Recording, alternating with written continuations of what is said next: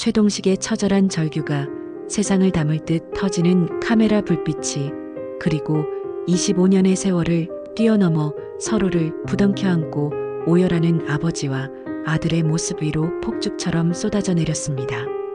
지금부터 무슨 일이 있어도 절대 뒤를 돌아보시면 안 돼요. 제가 다 됐다고 할 때까지 앞만 보고 계세요. 수지는 미세하게 떨리는 손으로 통장을 건네며 다시 한번 속삭였다. 어서요. 빨리. 여기서 나가세요. 그날 이후 둘만의 평화롭던 일상은 송두리째 흔들리기 시작했다. 왜? 그 스킨 냄새는 대체 누가 있었길래? 한 노인의 평범한 오후를 송두리째 뒤흔든 운명의 속삭임.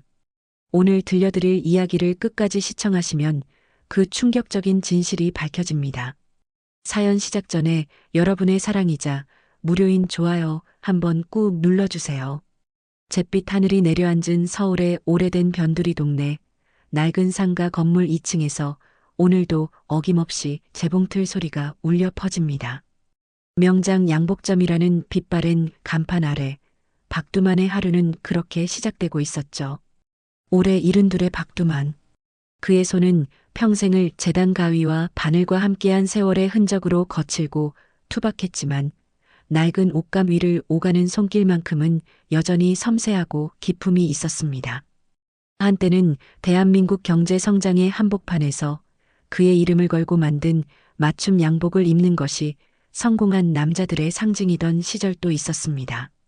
서울 시내에 번듯한 공장을 세우고 수십 명의 직원을 거느리며 박 사장님 소리를 듣던 눈부신 나날들이었죠. 하지만 그 모든 것은 1997년 불어닥친 외환위기라는 거대한 파도 앞에서 모래성처럼 허물어졌습니다. 평생의 동지라 믿었던 친구의 배신은 가장 아픈 상처를 남겼고 그 충격으로 몸져 누운 아내마저 허망하게 세상을 떠나고 말았습니다. 유일한 희망이자 삶의 이유였던 아들 민주는 아버지를 돕겠다며 뛰어든 공사 현장에서 의문의 추락사로 차가운 주검이 되어 돌아왔습니다. 하루아침에 세상의 모든 것을 잃어버린 박두만은 그 후로 25년이 넘는 세월을 그림자처럼 살아왔습니다. 세상과 담을 쌓고 과거의 영광도 절망도 모두 묻어버린 채 그저 낡은 재봉틀 소리에 기대어 하루하루를 버텨낼 뿐이었죠. 그의 작은 수선 가게에는 해진 옷가지들과 묵묵한 재봉틀, 그리고 깊은 침묵만이 존재했습니다. 찾아오는 손님도 드물었고 오가는 대화도 짧았습니다. 그저 낡은 옷을 새 생명처럼 기워내는 그 시간만이 박두만이 살아있음을 느끼게 하는 유일한 순간이었습니다. 점심도 거른 채 쉴 새 없이 재봉틀을 돌리던 박두만의 손이 멈춘 것은 오후 3시가 가까워질 무렵이었습니다. 기름때 묻은 손을 비누로 꼼꼼히 씻고 달아빠진 잠바를 걸쳐 입었습니다. 그리고 오늘 하루 벌어들인 꼬깃꼬깃한 지폐 몇 장을 소중히 펴서 안주머니에 넣었죠. 13,000원. 누군가에게는 밥 한 끼 값이지만 박두만에게는 하루를 버텨낸 훈장과도 같은 돈이었습니다. 박두만의 내면에서 나지막한 독백이 흘러나왔습니다. 오늘도 13,000원 벌었구나. 이 돈 모아서 뭐 하겠냐마는 그래도 저 아가씨 웃는 얼굴이라도 봐야 하루가 가는 거지. 박두만의 발걸음이 향하는 곳은 동네 어귀에 있는 한강은행이었습니다. 세상과 등을 진 채 살아가는 박두만에게 유일하게 허락된 세상과의 창구였죠. 삐걱이는 가게 문을 열고 나서자 희뿌연 미세먼지 사이로 오후의 햇살이 힘겹게 쏟아지고 있었습니다. 은행의 자동문이 소리 없이 열리고 서늘한 공기와 함께 사람들의 웅성거림이 박두만을 맞았습니다. 하지만 그의 시선은 오직 한 곳, 입출금 창구 안쪽에 앉아있는 한 사람에게로 향해 있었습니다. 늘 밝은 미소로 세상을 환하게 밝히는 젊은 은행원, 이수진이었습니다. 박두만의 차례가 되자 이수진이 환한 목소리로 인사를 건넸습니다. 어르신 오셨어요. 오늘 날씨가 참 좋죠? 늘 정정하셔서 보기 좋아요. 그 목소리를 듣는 순간 박두만의 잿빛 세상에 잠시 화사한 색이 번지는 듯 했습니다. 박두만은 무심한 척 고개를 끄덕이며 대답했습니다. 응, 늘 하던 대로. 처음에는 그 과할 정도의 친절이 낯설고 어색하기만 했습니다. 평생을 무뚝뚝하게 살아온 박두만에게는 어떻게 반응해야 할지 모를 일이었죠. 하지만 매일같이 한결같은 미소로 말을 걸어주고 시시콜콜한 날씨 이야기부터 건강은 어떠신지 살뜰히 챙기는 이수진의 모습에 박두만의 얼어붙었던 마음도 조금씩 녹아내리기 시작했습니다. 이제는 그 짧은 만남이 하루 중 가장 기다려지는 시간이 되었습니다. 마치 잃어버린 손녀가 다시 돌아온 것 같은 따스함. 이수진은 박두만의 메마른 일상에 내리는 단비와도 같은 존재였습니다. 통장 정리를 마친 이수진이 말갛게 웃으며 통장을 건넸습니다. 어르신, 오늘도 고생 많으셨어요. 내일 또 뵙겠습니다. 그 인사를 들어야만 비로소 박두만의 하루는 무사히 끝이 나는 것이었습니다. 은행을 나서는 박두만의 발걸음은 올 때보다 한결 가벼워 보였습니다. 내일도 이수진의 웃는 얼굴을 볼 수 있다는 작은 희망 하나가 그의 고단한 삶을 지탱하는 가장 큰 힘이었으니까요. 여느 때와 다름없는, 그래서 더없이 평화로운 오후였습니다. 며칠간 잿빛 하늘을 무겁게 덮고 있던 구름이 걷히고 오랜만에 해사한 햇살이 창문 너머로 쏟아져 들어와 가게 안의 먼지들을 반짝이게 만들었죠. 박두만은 움직임을 멈추고 잠시 그 광경을 바라보았습니다. 공중에 떠도는 수억 개의 먼지들처럼 자신의 기억들도 그렇게 부유하고 있는 것만 같았습니다. 재봉틀에 전원을 끄자 가게 안에는 완벽한 침묵이 내려앉았습니다. 박두만은 기름때 묻은 손을 정성껏 씻고 늘 입는 낡은 잠바를 걸쳤습니다. 오늘 하루의 노동으로 얻은 11,000원. 그 지폐를 매만지는 감촉은 그가 살아있음을 증명하는 유일한 감각과도 같았습니다. 은행으로 향하는 발걸음은 언제나처럼 가볍고 설레기까지 했습니다. 낡은 보도블록의 틈새로 피어난 이름 모를 들꽃, 자전거를 타고 장난치며 지나가는 아이들의 웃음소리, 가게 앞에서 나무를 다듬는 할머니의 무심한 표정. 그 모든 풍경이 박두만의 굳어있던 마음을 아주 조금씩 부드럽게 만들어주고 있었습니다. 한강은행의 자동문이 열리자 서늘한 공기가 그의 뺨을 스쳤습니다. 번호표를 뽑아들고 의자에 앉아 잠시 기다리는 시간. 박두만은 창구 너머에서 분주하게 움직이는 이수진의 모습을 가만히 바라보았습니다. 다른 고객을 응대하며 짓는 저 환한 미소, 맑고 또렷한 목소리. 저 젊음의 활기가 박두만에게는 꺼져가던 생의 불씨를 되살려주는 산소와도 같았습니다. 드디어 전광판에 박두만의 번호가 떴습니다. 익숙한 발걸음으로 창구 앞에 서서 말없이 통장과 돈을 내밀었죠. 바로 그 순간 박두만은 무언가 잘못되었음을 직감했습니다. 늘 먼저 눈을 맞추며 환하게 웃어주던 이수진의 얼굴이 오늘은 종이장처럼 하얗게 질려 있었기 때문입니다. 웃음기는커녕 입술을 굳게 다문 채 애써 태연한 척하고 있었지만 컴퓨터 자판을 두드리는 손끝이 미세하게 떨리고 있는 것을 박두만의 눈은 놓치지 않았습니다. 젊은 사람에게도 무슨 걱정거리가 있겠거니 그저 대수롭지 않게 넘기려 했습니다. 하지만 이수진의 다음 행동은 결코 평범하지 않았습니다. 주변을 날카롭게 한번 훑어본 이수진이 마치 중요한 비밀 작전을 수행하는 사람처럼 몸을 앞으로 깊숙이 숙였습니다. 그리고 박두만의 귓가에 거의 들리지 않을 만큼 작은 목소리로, 하지만 얼음처럼 차갑고 절박한 음성으로 속삭였습니다.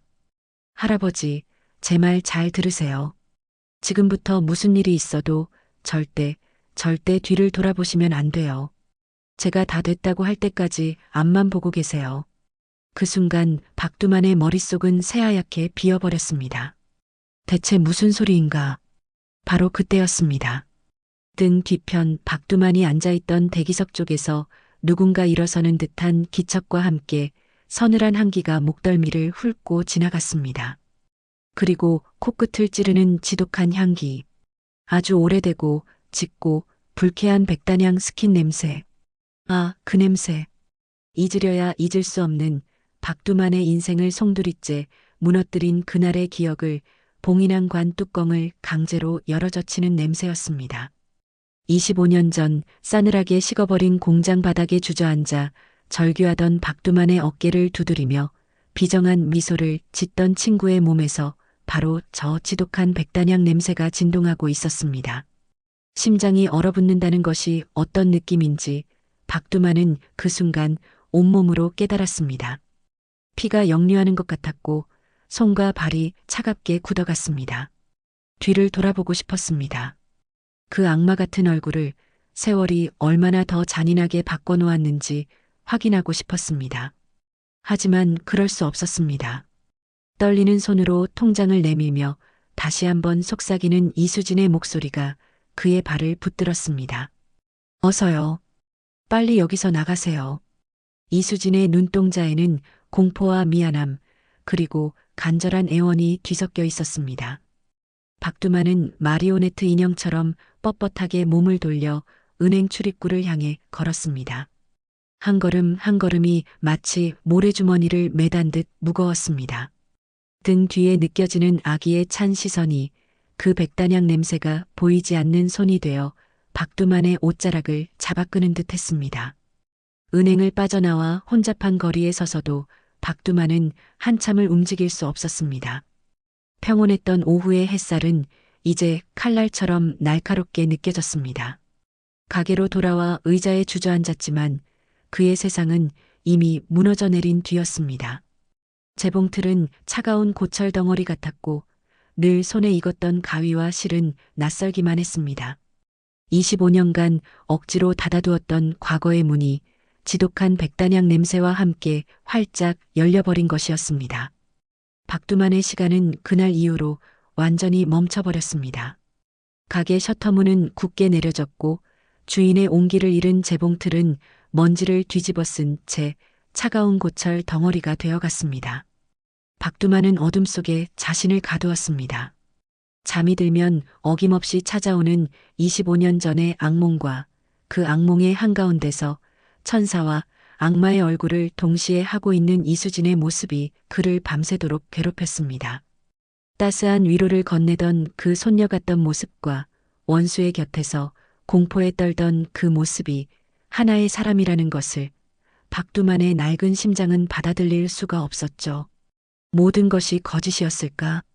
지난 몇 달간의 그 짧은 행복마저도 기나긴 복수의 서막에 불과했던 것일까? 의심은 독버섯처럼 피어올라 그의 남은 영혼마저 검게 좀먹고 있었습니다. 그렇게 사흘째 되던 날 새벽이었습니다. 더 이상은 견딜 수 없는 답답함에 아주 잠시라도 바깥 공기를 쐬고자 무거운 셔터문을 밀어 올렸습니다. 바로 그때 셔터문 틈에 위태롭게 끼워져 있던 작은 쪽지 하나가 그의 발치로 팔랑이며 떨어졌습니다. 박두만은 화들짝 놀라 뒷걸음질 쳤습니다. 바닥에 떨어진 저 작은 종이 조각이 마치 살아있는 생물처럼 혹은 사악한 무언가처럼 느껴졌기 때문입니다. 한참을 노려보던 그는 마른 침을 삼키며 조심스럽게 허리를 굽혔습니다. 가늘게 떨리는 손끝으로 집어든 쪽지에는 은행 서식지 뒷면에 급하게 휘갈겨 쓴 듯한 글씨가 적혀 있었습니다. 이수진의 필체였습니다. 내일 저녁 7시 한강 고수부지 벤치에서 기다리겠습니다. 함정일지도 모른다는 생각이 머리를 스쳤습니다. 하지만 그보다 더 큰 진실을 알아야만 한다는 갈망이 박두만의 온몸을 지배했습니다. 이 지옥 같은 혼란을 끝내기 위해서라도 박두만은 그곳에 나가야만 했습니다. 다음 날 해가 서쪽으로 길게 그림자를 늘어뜨릴 무렵 박두만은 한강으로 향했습니다. 도시의 빌딩 숲 사이로 붉게 타들어가는 노을을 보며 박두만은 자신의 인생도 저렇게 타서 재가 되어버린 것 같다고 생각했습니다. 강변의 차가운 바람이 그의 낡은 잠바 틈으로 스며들었습니다. 약속 장소인 벤치에 이수진이 먼저 와 앉아 있었습니다. 어둠 속에서도 창백한 그녀의 얼굴이 선명하게 보였습니다. 인기척에 돌아본 이수진의 눈동자가 파도처럼 세차게 흔들렸습니다. 그녀는 자리에서 일어나 깊이 고개를 숙였습니다. 그 모습에서 박두만은 어떤 기만이나 악의도 읽을 수 없었습니다. 오직 깊은 슬픔과 죄책감만이 가득할 뿐이었죠. 죄송해요, 어르신. 제가 어르신 인생에 끼어들면 안 되는 거였는데 박두만은 대답 대신 그저 지친 눈으로 이수진을 바라보며 물었습니다. 아가씨, 대체 무슨 일이야? 그날 은행에 누가 있었던 게야? 이수진은 한참 동안 망설였습니다. 강물 소리와 바람 소리만이 두 사람 사이에 무거운 침묵을 채웠습니다. 마침내 모든 것을 체념한 듯 이수진이 눈을 질끈 감으며 말했습니다. 제 아버지예요. 그리고 어르신의 옛 친구분이시기도 하고요. 최동식 회장님 맞으시죠? 최동식. 세상이 빙글 도는 것 같았습니다. 박두만은 휘청이는 몸을 가누기 위해 옆에 있던 나무를 붙잡았습니다. 숨이 턱 막혀왔습니다. 어떻게 저 착하기만 한 아가씨가 그 악마의 피를 물려받았단 말인가. 절망이 분노로, 분노가 다시 깊은 허무함으로 변해 박두만을 덮쳤습니다. 이수진은 그런 박두만의 모습을 차마 바로 보지 못한 채 자신의 아버지가 저지른 추악한 과거를 떨리는 목소리로 고백하기 시작했습니다. 최근 집안 서재 깊숙한 곳에서 발견한 아버지의 낡은 금고. 그 안에는 박두만의 공장과 재산을 강탈했던 기록들이 고스란히 담겨 있었다고 했습니다. 박두만은 이미 알고 있는 사실에 아무런 표정도 짓지 않았습니다. 하지만 이수진의 이야기는 거기서 끝나지 않았습니다. 그 서류 뭉치 가장 아래에서 다른 문서들과는 이질적인 낡은 서류철 하나를 더 발견했다는 것이었습니다. 이수진의 목소리가 물기에 젖어들기 시작했습니다. 거기서 이상한 서류를 봤어요.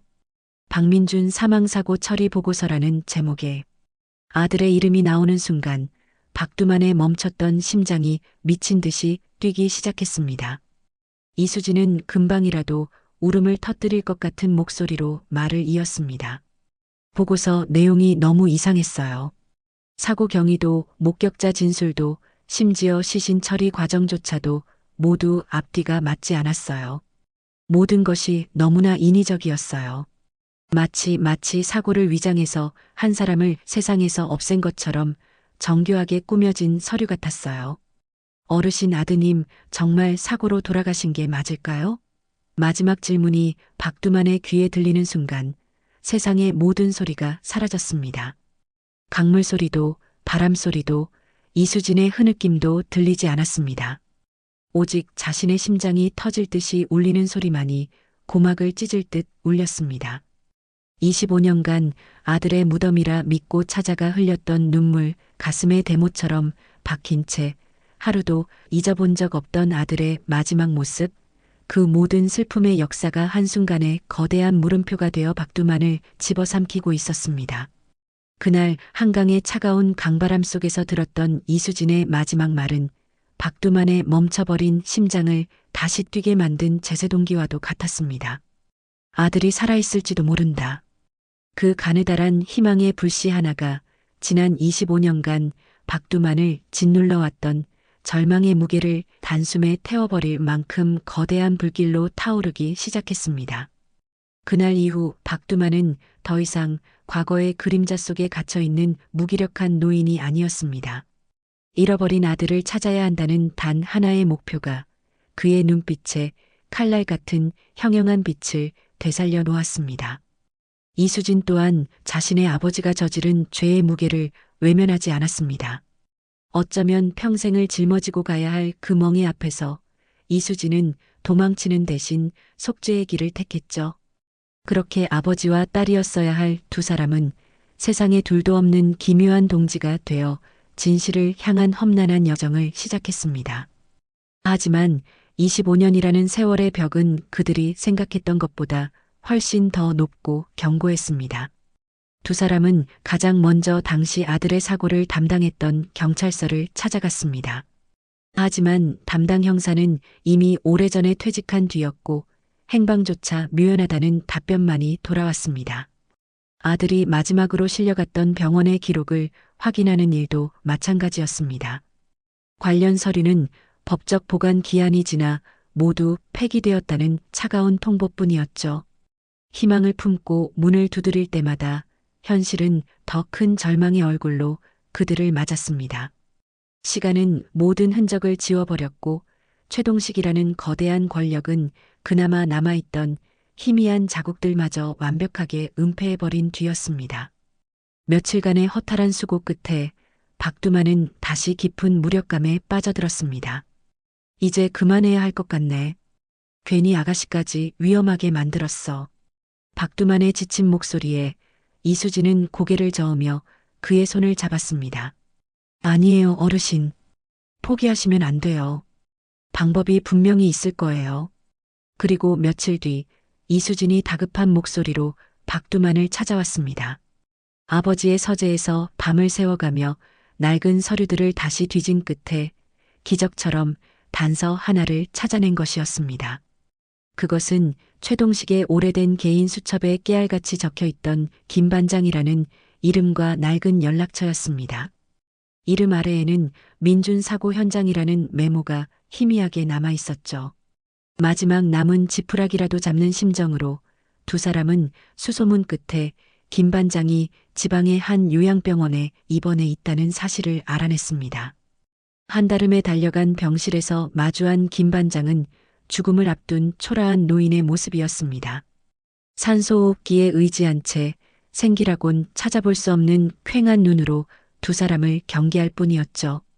박두만이 아들의 이름을 꺼내자마자 김 반장은 신경질적으로 고개를 돌리며 입을 닫아버렸습니다. 그 완고한 침묵 앞에서 박두만은 결국 무너져 내렸습니다. 거칠고 투박한 손으로 김 반장의 앙상한 손을 붙잡고 박두만은 평생 흘릴 눈물을 다 쏟아내듯 오열하며 애원했습니다. 제발, 제발 알려주시오. 내 아들 어떻게 된 겁니까? 평생 소원이니 죽기 전에 얼굴이라도 한번 볼 수 있게 제발. 한 아비의 처절한 절규는 죽음의 문턱에서 마지막 양심의 가책을 느끼던 늙은 노동자의 마음을 결국 흔들고야 말았습니다. 김 반장은 가쁜 숨을 몰아쉬며 25년간 묻어두었던 끔찍한 진실을 토해내기 시작했습니다. 최 사장 최동식이 시켰소. 민준이 그 총각을 기절시켜서 빼돌리라고. 사고로 죽은 것처럼 꾸미고 내내가 돈 받고 입 닫는 조건으로. 충격적인 고백. 아들은 민준은 살아있었습니다. 기쁨과 분노, 슬픔이 뒤섞인 감정의 폭풍 속에서 박두만은 그 자리에 주저앉아 소리 없이 울었습니다. 하지만 그들이 진실에 다가서는 동안 최동식의 감시망 또한 그들의 숨통을 조여오고 있었습니다. 희망을 안고 서울로 돌아온 박두만을 맞이한 것은 처참하게 부서지고 난장판이 된 수선 가게였습니다. 평생의 분신과도 같았던 낡은 재봉틀은 산산조각이 나 있었고 정성껏 수선하던 옷가지들은 갈기갈기 찢겨 바닥에 나뒹굴고 있었습니다. 그리고 부서진 거울 위 붉은 립스틱으로 쓰인 섬뜩한 경고 문구가 피처럼 번지고 있었습니다. 내 아들 2번 죽는 꼴 보고 싶지 않으면 여기서 멈춰라. 핏빛 경고가 새겨진 거울 앞에서 박두만은 망연자실 서 있었습니다. 아들이 살아있다는 기쁨을 채 만끽하기도 전에 아들의 목숨이 다시 자신의 손에 달려있다는 잔인한 현실이 그의 숨통을 조여왔습니다. 가게 안은 폭풍이 휩쓸고 간 듯 처참했지만 박두만의 마음속은 그보다 더 황폐한 폐허가 되어가고 있었습니다. 그는 떨리는 손으로 이수진에게 전화를 걸었습니다. 지금 이 상황을 알리고 함께 의논해야만 했습니다. 하지만 수화기 너머에서는 차가운 기계음만이 반복될 뿐 이수진은 전화를 받지 않았습니다. 불길한 예감이 등골을 서늘하게 스쳤습니다. 그 시각 이수진은 자신의 방에 갇혀 있었습니다. 박두만과 함께 요양병원을 다녀온 그날 저녁 최동식은 모든 것을 알고 있다는 듯 얼음처럼 차가운 얼굴로 이수진을 맞았습니다. 사설 탐정을 통해 딸의 모든 행적을 감시하고 있었던 것이죠. 최동식의 분노는 하늘을 찔렀습니다. 하나뿐인 딸이 자신을 배신하고 원수와 손을 잡았다는 사실에 그는 이성을 잃고 말았습니다. 이수진의 휴대폰을 빼앗고 방문을 걸어 잠근 최동식은 딸에게 지옥을 맛보게 해주겠다며 서재로 향했습니다. 다음 날 박두만의 가게에 전화벨 소리가 날카롭게 울렸습니다. 발신번호 표시 제한. 박두만은 직감적으로 그것이 누구의 전화인지 알 수 있었습니다. 떨리는 손으로 수화기를 들자 25년 만에 처음으로 듣는, 그러나 결코 잊을 수 없는 목소리가 흘러나왔습니다. 오랜만이네, 두만아. 아직도 그 허름한 양복쟁이 벌은 못 버렸구만. 최동식이었습니다. 그의 목소리는 교활한 뱀처럼 기름지고 능글맞았습니다. 내 딸이 내 놈 아들 얘기를 하던데 아직도 희망을 못 버렸나? 박두만은 피가 역류하는 분노에 몸을 떨며 소리쳤습니다. 이 악마 같은 놈, 내 아들 어딨어? 민준이 어디 있냐고. 수화기 너머로 최동식의 기분 나쁜 웃음소리가 들려왔습니다. 그는 마치 게임을 즐기듯 박두만을 한적한 폐공장으로 불러냈습니다. 아들의 행방을 알고 싶거든 혼자 오라는 말을 덧붙이는 것도 잊지 않았죠. 박두만에게 선택의 여지는 없었습니다. 지옥이라도 가야 했습니다. 약속 장소인 폐공장은 도시의 외곽, 버려진 땅에 흉물처럼 서 있었습니다. 녹슨 철문, 깨진 유리창, 음산한 바람 소리. 마치 박두만의 무너져 내린 인생을 그대로 옮겨놓은 듯한 풍경이었습니다. 공장 안으로 들어서자 최동식이 값비싼 의자에 앉아 박두만을 기다리고 있었습니다. 세월은 최동식의 얼굴에 탐욕의 주름살을 더했을 뿐 그의 오만하고 비열한 눈빛은 25년 전과 조금도 달라지지 않았습니다. 최동식은 그곳에서 모든 진실을 가장 잔인한 방식으로 폭로하기 시작했습니다.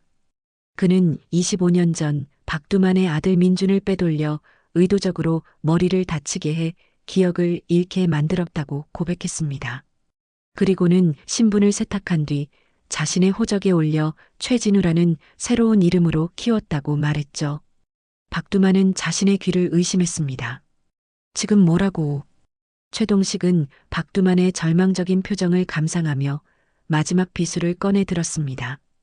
그는 자신의 스마트폰을 꺼내 사진 한 장을 보여주었습니다. 사진 속에는 최동식과 나란히 서서 환하게 웃고 있는 아주 잘생기고 반듯한 청년이 있었습니다. 신문이나 텔레비전 뉴스에서 몇 번 본 적 있는 얼굴. 최동식의 유능한 후계자이자 아들로 알려진 최진우였습니다. 이제 진우는 내 아들이야. 내 놈 같은 무능한 아비 밑에서 자란 놈이 아니라 대한민국을 이끌어갈 내 후계자라고. 넌 평생 내 아들을 눈앞에 두고도 알아보지 못한 채 비참하게 죽어갈 거야. 하늘이 무너지고 땅이 꺼지는 듯한 충격. 살아있다는 사실만으로도 감사했던 아들이 원수의 아들로 살아가며 자신을 전혀 알아보지 못한다는 진실은 박두만의 가슴을 갈갈이 찢어놓았습니다. 모든 희망이 산산조각 났습니다. 아들을 찾겠다는 불타는 의지도 복수를 하겠다는 분노도 그 모든 것이 한 줌의 재가 되어 흩어졌습니다. 최동식이 만족스러운 미소를 지으며 폐공장을 떠나고 거대한 공간에 홀로 남겨진 박두만은 그 자리에 풀썩 주저앉았습니다. 더 이상 눈물조차 나오지 않았습니다.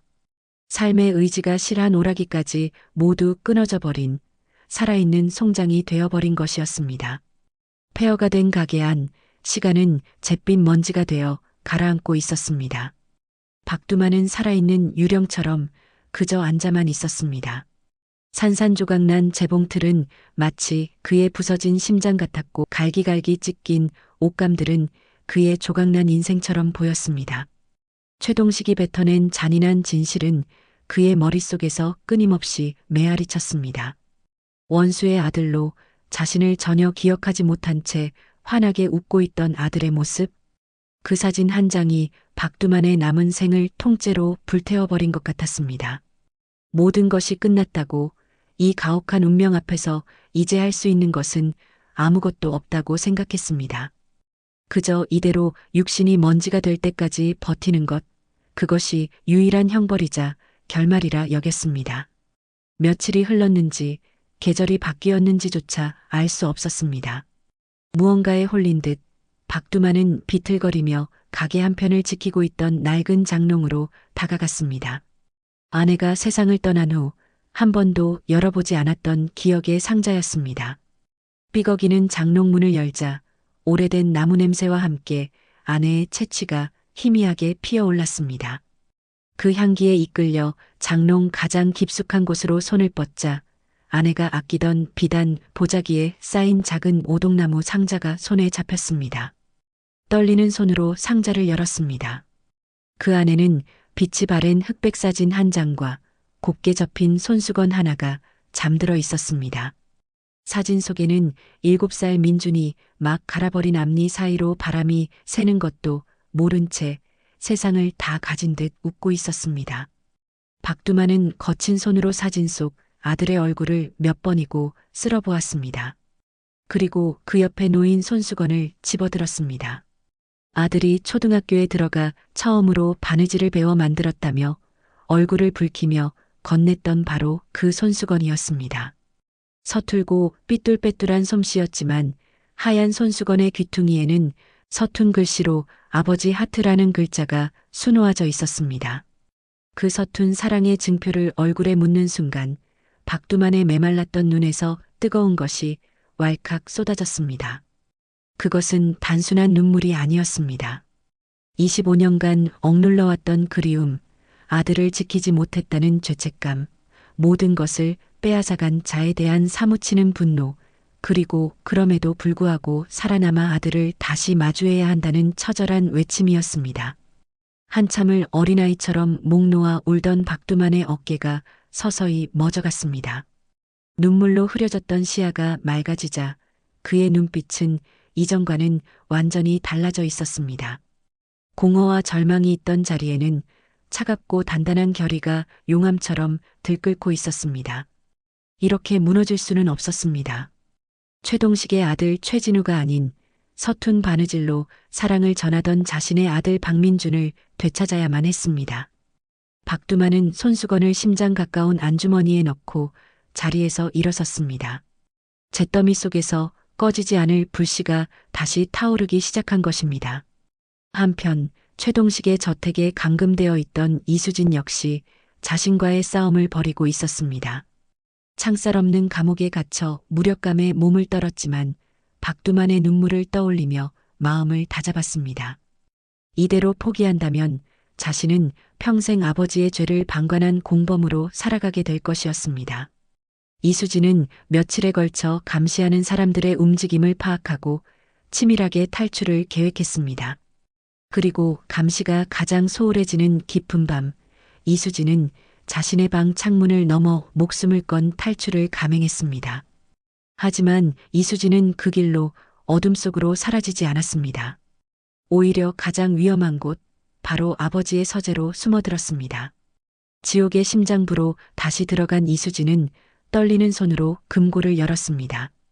그리고 그 안에서 모든 것을 증명할 결정적인 증거들, 최동식의 비자금 내역이 담긴 비밀 장부와 강민준의 친자 관계를 입증할 유전자 검사 관련 서류들을 훔쳐냈습니다. 모든 것을 손에 쥔 이수진은 비에 젖은 거리를 달려 한 공중전화 박스로 들어갔습니다. 마지막 희망. 이 모든 비극을 끝낼 수 있는 유일한 사람에게 전화를 걸기 위해서였습니다. 차가운 수화기를 들고 기억하고 싶지 않은 번호를 눌렀습니다. 몇 번의 신호음 끝에 너무나도 익숙했던, 그러나 이제는 철저한 타인이 되어버린 남자의 목소리가 들려왔습니다. 이수진은 터져나오려는 울음을 삼키며 자신의 인생과 그의 인생을 통째로 뒤흔들 한마디를 내뱉었습니다. 오빠 아니, 진우 씨. 할 말이 있어요. 당신의 인생이 모두 거짓일지도 몰라요. 이수진의 마지막 말은 날카로운 유리 조각이 되어 최진우의 마음에 박혔습니다. 30년 가까이 단 한 번도 의심해 본 적 없었던 자신의 세상. 완벽한 아버지 밑에서 부족함 없이 사랑받으며 성공이라는 탄탄대로를 걸어온 자신의 인생. 그 모든 것이 거짓일지도 모른다는 속삭임은 그의 이성을 좀먹는 독이었습니다.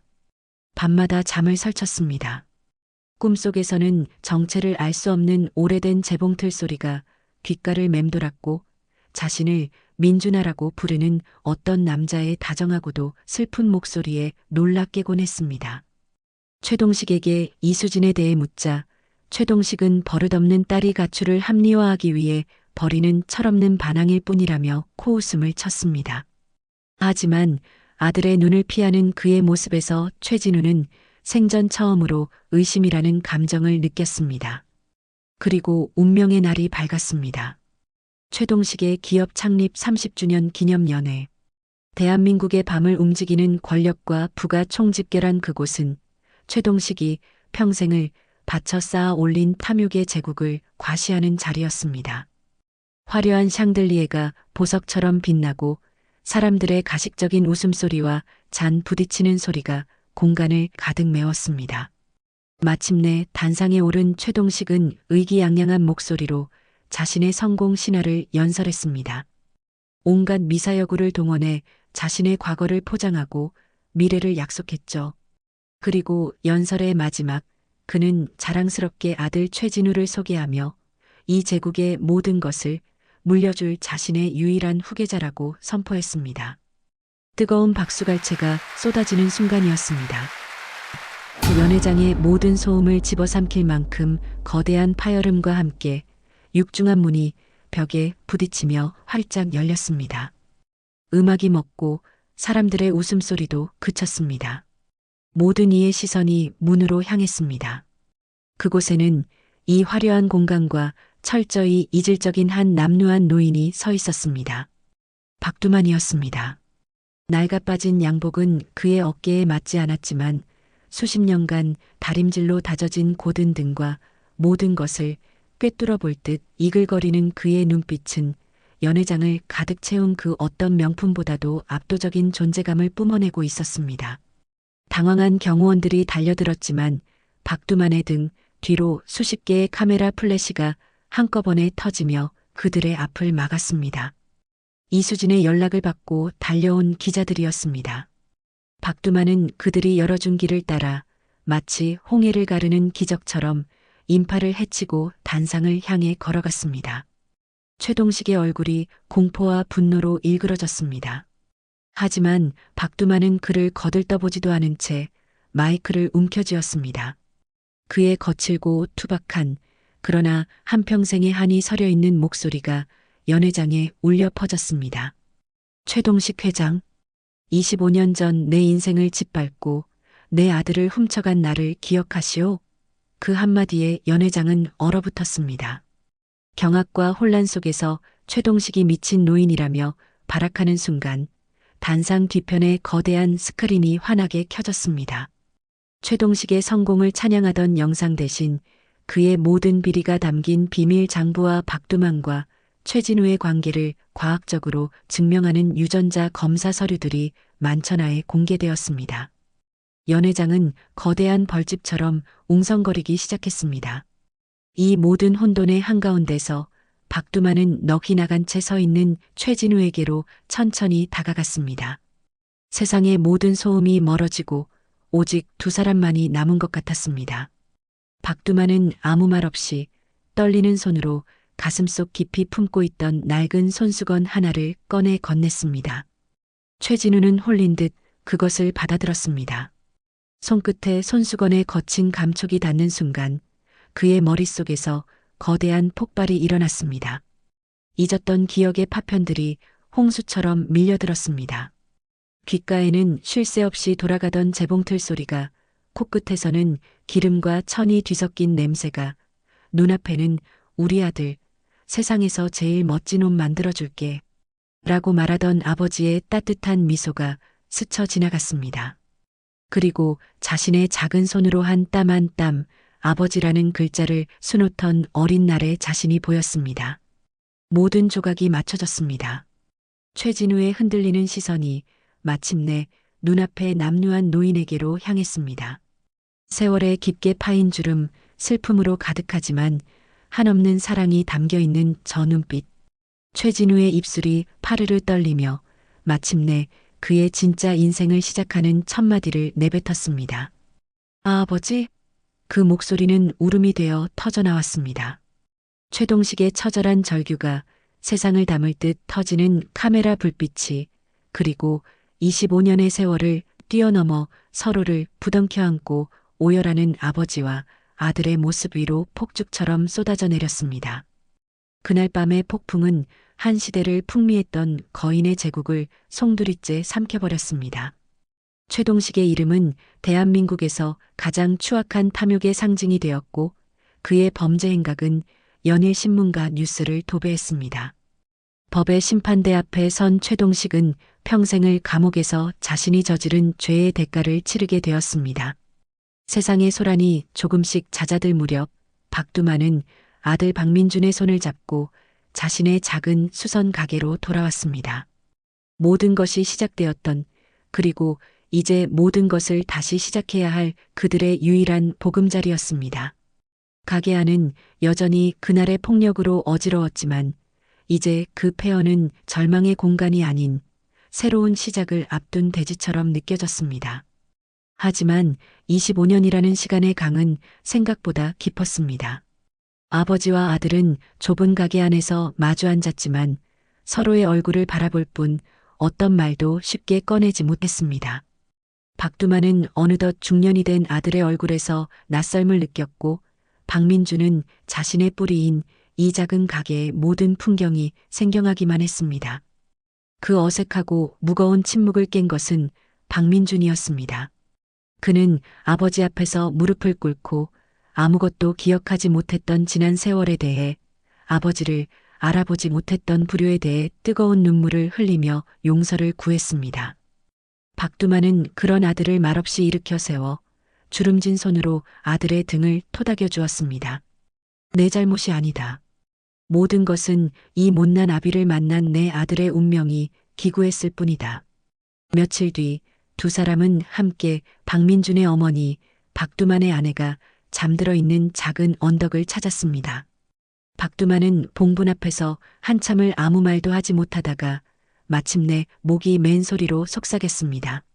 여보, 내가 우리 민준이 데리고 왔소. 이제라도 당신 앞에 떳떳하게 설 수 있게 됐소. 박민준은 기억조차 없는 어머니의 무덤 앞에서 아버지의 어깨 너머로 함께 소리 없이 울었습니다. 그 눈물은 멈춰있던 그들의 시간을 비로소 흐르게 만드는 치유의 강물이었습니다. 거짓된 이름과 화려했던 과거를 모두 버린 박민준은 아버지의 뒤를 이어 재봉틀 앞에 앉았습니다. 수백억짜리 계약서에 사인을 하던 그의 손은 바늘기의 실 하나를 꿰는 것조차 낯설어하며 애를 먹었습니다. 하지만 박두만은 단 한 번도 아들을 재촉하거나 다그치지 않았습니다. 그저 묵묵히 아들의 서툰 손을 자신의 거친 손으로 감싸쥐고 한 땀 한 땀 자신의 평생이 담긴 기술과 철학을 전수해 주었습니다. 재봉틀이 돌아가는 소리와 함께 아버지와 아들의 이야기도 다시 시작되었습니다. 박두만은 옷감을 만지며 아내와의 첫 만남을 이야기했고, 박민주는 기억나지 않는 자신의 어린 시절에 대해 물었습니다. 그렇게 두 사람은 서로의 잃어버린 시간을 기원하가며 세상에 단 하나뿐인 부자 관계를 다시 만들어가고 있었습니다. 계절이 한 바퀴쯤 돌았을까? 따스한 봄 햇살이 가게 안으로 쏟아져 들어오던 어느 오후, 가게 문에 달린 종이 맑은 소리를 냈습니다. 문 앞에는 작은 라일락 화분을 든 이수진이 이전보다 수척해졌지만 한결 편안해진 얼굴로 서 있었습니다. 그동안 이수진은 아버지의 죄를 대신 사죄하고 피해자들에게 보상하기 위해 자신의 모든 것을 내놓고 묵묵히 속죄의 시간을 보내고 있었습니다. 이수진은 두 사람 앞에서 깊이 고개를 숙였습니다. 죄송하다는 말로는 부족하다는 것을 압니다.